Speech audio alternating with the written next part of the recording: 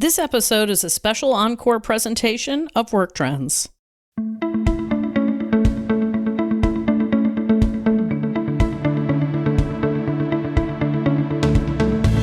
Welcome to the Work Trends podcast, brought to you by Talent Culture. I'm your host, Megan M. Bureau. Every week, I interview smart people reimagining the world of work. Be sure to stay current with all of our interesting podcasts by visiting our page at Talent Culture Work Trends on Apple Podcast or Spotify. And of course, you can listen at talentculture.com on the podcast page. Welcome everyone to the Talent Culture Work Trends podcast. In today's episode, we're talking about introverts. Now, if you've been listening to my podcast, you know that I'm an extrovert and an introvert. I'm a little bit of both. You know, someone who's never met a stranger, I have a little bit of that. But I have to tell you, in researching this topic with my team, we uncovered some very interesting data about people who are pure introverts. And again, there's a wide range. So I want to hear from each and every one of you. Where do you fit in this range? I bet many people don't know that people like Warren Buffett, Bill Gates, Elon Musk, they are self-proclaimed introverts. So when you consider the business savvy and success these people have amassed, I mean, they've obviously used their introversion as a tool to build their careers, and they did it successfully. They capitalized on their ability to listen well, to stay objective, and to find the answers in chaos when other people might just huff and walk away. So for everybody out there who's listening to this podcast, if you have preconceived notions about introverts being awkward, being outliers, make sure you continue listening, because you're about to learn a whole lot more about what introverts are really about. I know I'm excited to learn more about this topic, but before we get into the Q&A, let me tell you just a little bit about today's guest.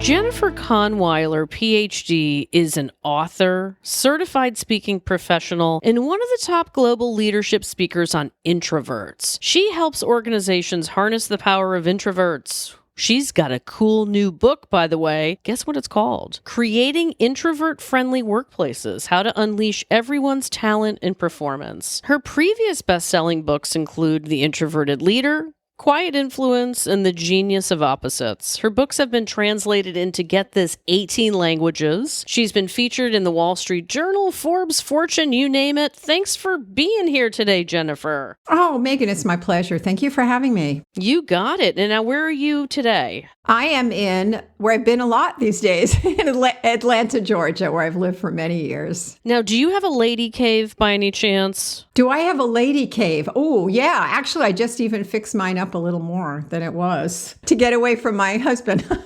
See, I have one of those too. And that's where I've been living underground for 6 months. It helps as long as you have a place to stand and sit and you can get all your points on your watch. Yeah. Wear my pajamas, you name it. Well, listen, you know, as someone who is, I'm a unique blend of extrovert and introvert. And those who know me well know this. It's a blend. The topic of learning more about introverts is super interesting to me. So tell me, what fascinates you about introverts, and how have you drawn inspiration to write your 4th series on introverts at work? Right. I mean, to write books and continue with a topic, you do have to be motivated, as you know, Megan. And so many years ago, when I was doing leadership classes, leadership development classes, I kept getting drawn to those people who were the quieter folks in the room. And I kept seeing that in organizations. I worked in a lot of positions in HR and leadership development and coaching. And it was just a consistent theme that they were frustrated. They were overlooked, ignored, and in so many different ways. And that was a lot in technology. I was working with engineers and IT folks. And the other thing was, you know, when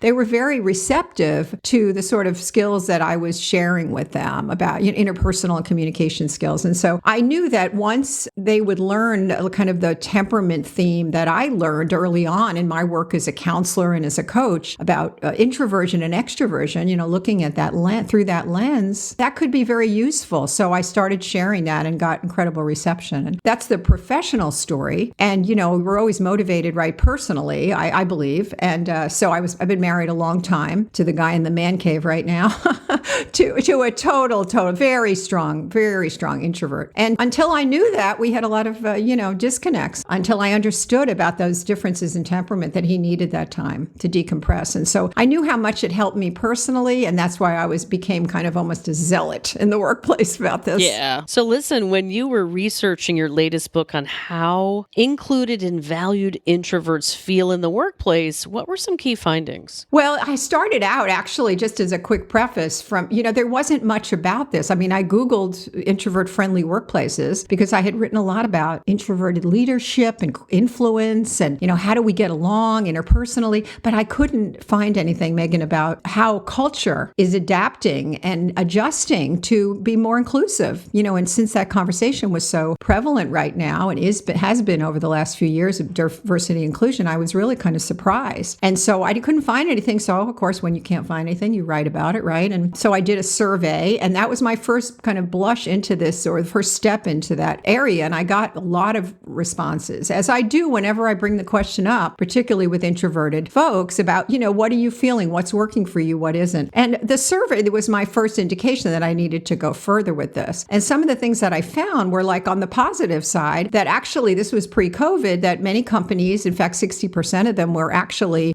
starting to use more remote work in their design of jobs. And people, of course, introverts were very positive about that there were opportunities too to have more one-on-one conversations, more flexibility in open space offices where introverts could get time away from people all the time. So there were some real positives that I found, and I decided to pursue that and learn more about best practices. On the negative side, I got more than in the stats that I totaled, or the percentages, it was the comments. And this is true in all the programs that, we run on our virtual programs. There's so much passion around the frustration. I get interrupted all the time. I mean, there was like constant, a whole lineup of concerns about how extroverts weren't. Everything was designed with people who were the talkers to get the loudest voice in the room, and that's who was heard. And again, around the promotions and opportunities, and big bone of contention, a huge bone of contention was meetings that, introverts didn't feel that they were heard there. In fact, one figure, and this was almost 200 introverts that responded to that first survey, they said that their organization actually demonstrates a willingness to hire and promote introverts. And I think I wrote a piece for for Talent Culture about some of the ideas that we can put in play there. Well, you absolutely did. And we love having your voice on the blog, by the way.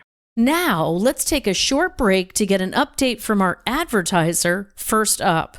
Your employees face a constant barrage of information throughout their day. 120 messages on average, in fact. That's a lot of triggers for rising burnout and plummeting productivity. So what can businesses do to break through the noise and actually connect with employees? The solution lies in delivering a smarter employee experience with First Up. First Up is the world's first and only intelligent communication platform. By activating employee and behavioral data across systems, First Up transforms the way companies engage with their employees during the moments that matter most, from hire to retire and everything in between. With hundreds of pre-built templates, First Up empowers communication and HR teams to deliver hyper-personalized employee journeys at scale in a matter of minutes, so that everyone, from your desktop staff to your frontline workers, has the resources they need right at their fingertips. Over 500 organizations around the world, including 40 of the Fortune 100, rely on First Up to build stronger, more productive workforces with 65% higher retention, no more missed opportunities or engagement efforts falling through the cracks. Don't let your employee experience fade into the background noise. Instead, transform it into the backbone of your organization with First Up. Visit firstup.io today to learn more. Now back to the podcast and our special guest, Jennifer Kahnweiler, PhD, author, and speaker. So what are the major differences between an introvert and an extrovert these days, as opposed to, say, maybe 2 years ago? Is that changing at all? Is it the same? Isn't it interesting how people are coming up with all kinds of ways to look at it? And it's changed for me, actually, Megan. I mean, I started 12 years ago writing about this, and I was a little more, I don't want to say the word rigid. I don't like to see myself that way, but I kind of went more strictly with what Carl Jung said. And I still basically believe that. And from what I hear from certainly anecdotal data and other, that, introverts really are, it's all about energy. They're energized by taking quiet time. And that's where the magic happens. I think one of your guests a few times ago said that's where, I love that word magic too, because taking quiet time allows for the creativity to flow, innovation, deep reflection, which is a real strength of introverts. And so that's the real differentiator. And when you ask people, must you have time to decompress after being out there and being out in the world and being stimulated? Introverts will say absolutely yes. And extroverts will say, or people that, are sort of like both, like you mentioned, they'll say, yeah, it's nice to have. I kind of like doing yoga. I like meditating. It's good. And that's true for me, I find too, but they can go longer. In other words, it's like a battery. Their battery lasts longer being out in the world. And that's where actually extroverts get energized. So it's about that's another term that comes up a lot, stimulation. Like how much stimulation can you take? And, introverts really can't take as much. And by the way, it is a spectrum. It sure is. It's not A or B. It's everything. It's all of the alphabet. I totally agree. Because I'm not one way or the other. I'm a true blend of both. And it depends on where you're at in your life. Like I was far more of an extrovert, say 10 years ago, whereas now it's a 50-50. I need my yoga. I need my downtime. I need my hiking. If you follow me on Instagram, yeah, I'm loving living here in the Pacific Northwest because we're, living in a global pandemic right now too. But I love just getting out into the woods at this point and just getting away from it all and thinking. Yeah. And I think that also comes from the original definition too, where Carl Jung talked about the second half of life. He said we step more into the other side of ourselves. And I think you get more comfortable with who you are and you don't need people around all the time. So I would totally agree with you. It's their developmental influences, their cultural influences is what your family, gave you reinforcement for or not. So you start to step more into who you are as you get older. So given the current state of how people are working remotely, how are introverts responding right now to remote work? What are you seeing out there? Well, if you've heard of the expression both and, right? It's been very interesting to watch this evolution. I think if you asked me that question 10 months ago, it would have been a little different. Introverts tend to really like that. They've always liked, in general, I'm generalizing, that remote work where you have the chance to focus, get your work done, have autonomy, and simply not have people stopping by saying, would you like to go for some coffee? And then feeling badly that you're not going and all this kind of stuff. So introverts do like it. However, this is not a normal situation in any sense of the word. And so there are so many people that have, as we know, tremendous competing forces with kids home, their spouses home, limited Wi-Fi. I mean, we don't have to go into all of the frustrations there. And there are also frustrations around certainly meeting because we've got,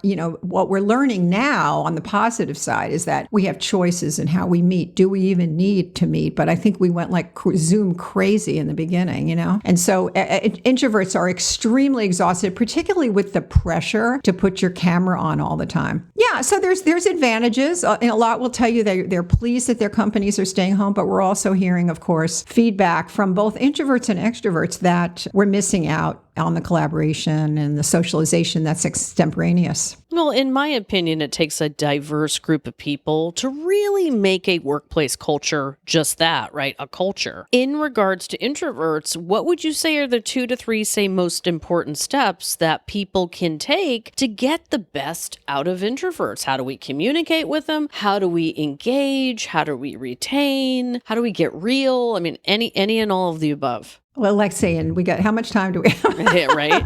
Yeah, really. It starts here's where it starts. It starts with self-reflection. Okay. So how well do I know myself? Like you talked about the fact that you think you're both. And so once we know ourselves, then we can step out and understand other people, right? So I think that's really key. Self-reflection is number one.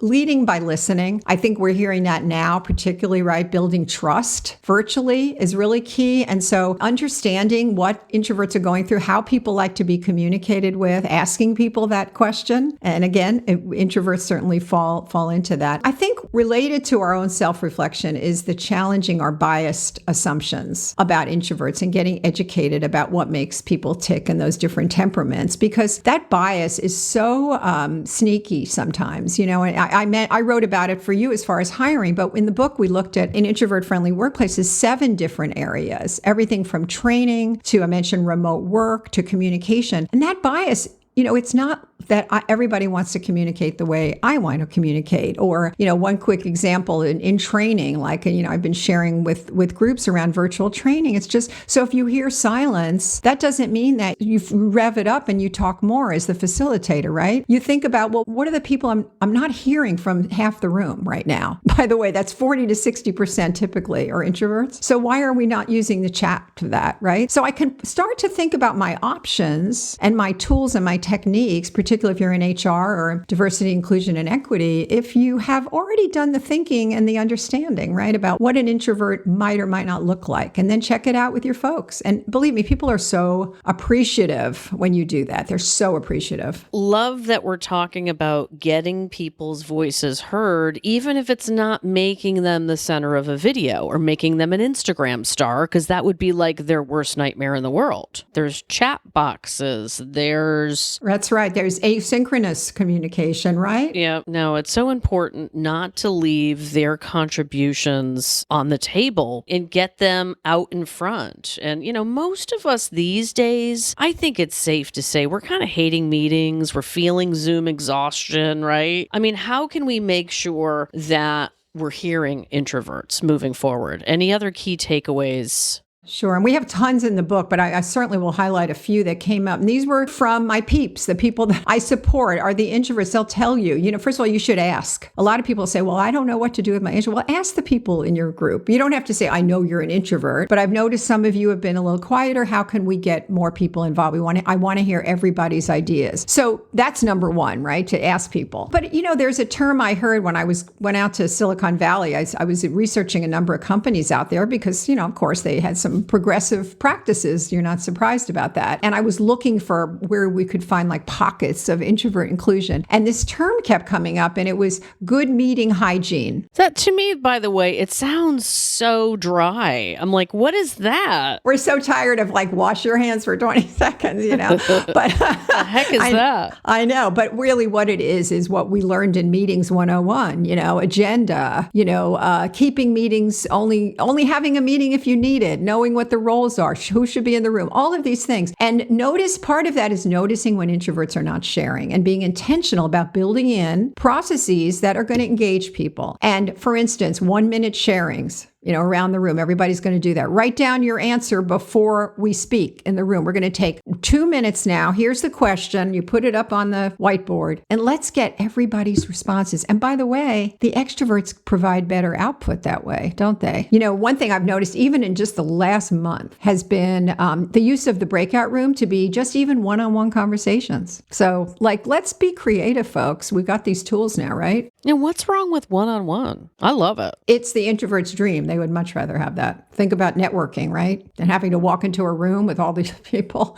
So it's great. And you can go deeper. And that's what introverts really like, because extroverts get frustrated. When I studied introverts and extroverts and what makes genius partnerships where there's equal sharing between them, extroverts are very frustrated when introverts shut down and they don't offer their ideas. And so, but getting to know them one-on-one is really, really key, having that rapport building. Well, I tell you, time flies when we're having fun. It's crystal ball time already. I can't believe it. Guess what? I have a question to ask you. What are your predictions for the future of work? Where are we going next? Well, I'm hopeful, Megan. I'm an optimist about all of this. I think it's shaken us up through this last almost year, and I think we've had a chance to look at very many aspects of diversity and inclusion and equity. And this is one. This is an additional one that isn't always obvious. It's under the surface, but I think we're going to be more intentional about our practices. And if we think about HR in particular, particular about really, are we asking that question? Are we including introverts in our planning and in our execution? And I believe that it's going to happen more. And that's when we change cultures. That's when the entire organization changes. It's not just a nice to have. The results are pretty scary if we don't hear from, again, between 40 and 60, but from half of our population. So we need to do that. And now we have ways and strategies to make that happen. So I'm very hopeful. And I'm looking forward to having folks and your listeners spread the word about changing the cultures. You got it, Jennifer. Thanks for stopping by. Oh, my pleasure. Thanks for joining us for today's conversation. I hope you enjoyed it as much as I did. Just a reminder that you can hear all the Work Trends podcast on Spotify, Apple Podcast, and on the podcast page at talentculture.com. Be sure to subscribe so you can listen on the go and stay up to date on all the latest news you want to hear. I look forward to catching up with you next time. I hope today's information made you wiser, happier, more informed, and most importantly, thinking of how you can use it to improve the quality of your life.